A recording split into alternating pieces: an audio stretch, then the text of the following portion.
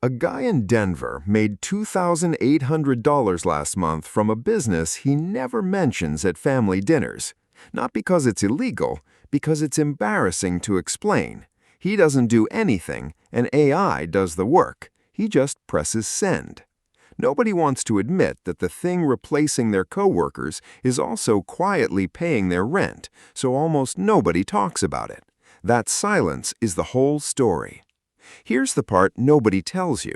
The panic about AI taking jobs and the reality of AI creating quiet income streams are happening in the exact same year, to the exact same people. The person worried about being replaced at work is often the same person making $600 a month on the side because they figured out what the tool is actually good at before their employer did. Idea 1. Selling AI-generated printable planners and templates. A woman in Arizona spends about 6 hours a month generating and formatting digital planners with an AI tool, then lists them on a marketplace. $340 a month, 4 months running, from files she built once and never touches again. She hasn't told her coworkers. She calls it a hobby if anyone asks. Idea 2.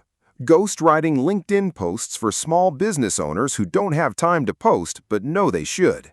A guy feeds a business owner's voice notes into an AI, shapes the output, and delivers 5 posts a week, $400 a month per client. 3 clients, 20 minutes of actual editing each. The business owners think he writes everything by hand. He's never corrected them. Idea 3. AI voice cloning for audiobook narration on public domain books. A retired teacher uses an AI voice tool trained on her own recorded voice to narrate classic novels that are no longer under copyright, then sells the audiobooks. She's not reading anything herself anymore. She recorded her voice once, and the software does the rest. $280 a month in royalties from 4 books she narrated without opening her mouth after the initial setup. Notice the pattern already? None of these people are using AI to invent something from nothing. They're using it to remove the slowest part of something that already worked: writing, narrating, designing, and keeping the part that actually earns money, which is distribution and delivery, not the labor itself. Idea 4. Etsy sellers using AI image generation for custom pet portraits. A customer sends a photo of their dog. An AI tool renders it in a chosen art style in under a minute. The seller cleans it up slightly and delivers it. One seller does 15 of these a week at $25 each. $375 a week, roughly 90 minutes of total hands-on work. Customers think it's hand-illustrated. Some of it started that way. Most of it doesn't anymore. Idea 5. AI-assisted resume and cover letter writing services. A former HR manager uses an AI tool to draft resumes tailored to specific job postings, then applies her actual hiring experience to edit them. $60 to $150 per resume, roughly 4 a week around her full-time job. The AI does the first draft in 90 seconds. Her 15 years in HR is what actually justifies the price. Idea 6.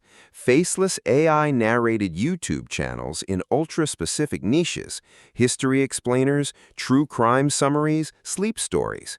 A guy runs 3 of these channels using AI voiceover and AI-generated visuals, never appearing on camera, never recording his own voice. Combined ad revenue across the 3 channels sits around $1,900 a month. He works maybe 6 hours a week total, scripting and reviewing output before it uploads. Idea 7. Selling AI chatbot setups to small local businesses, dentists, salons, small law offices that want a website chatbot but have no idea how to build one. A freelancer configures a basic AI assistant trained on the business's own FAQ page, charges $400 for setup, plus $50 a month for maintenance. 12 clients, $600 a month in pure maintenance fees, on top of the setup fees from new clients each quarter. Here's the rule threading through every single one of these. The AI does the repetitive, technical, or slow part. The person keeps the part that actually required judgment, knowing what a business owner's voice sounds like, knowing which pet portrait style looks premium, knowing what a hiring manager actually wants to see. Remove the human judgment entirely, and the product gets generic fast, and customers can tell. Keep it, and the AI just becomes the fastest employee you've ever had, one that never asks for a raise or a day off. This is also exactly why almost nobody talks about it publicly. Admitting you use AI still carries a strange social cost, even while you're profiting from it privately. Say it out loud at a dinner party and people react like you've confessed to something. Say nothing and the deposit hits your account anyway.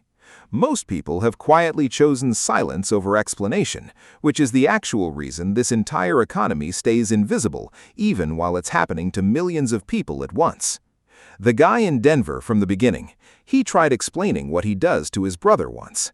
Halfway through the explanation, his brother's face did the thing everyone's face does, somewhere between confusion and faint judgment, like he'd admitted to cheating on a test, instead of running a legitimate side business. He stopped explaining after that. He just lets the deposits speak for themselves now, quietly, every month, while his brother keeps commuting to a job that's slower to pay him than an AI tool that never sleeps. Somewhere right now, someone is scrolling past a video like this one, thinking it sounds like a scam because it involves AI, closing the tab and going back to a version of income that requires 10 times the hours for a third of the return. They're not wrong to be skeptical. They're wrong about where the skepticism should be pointed.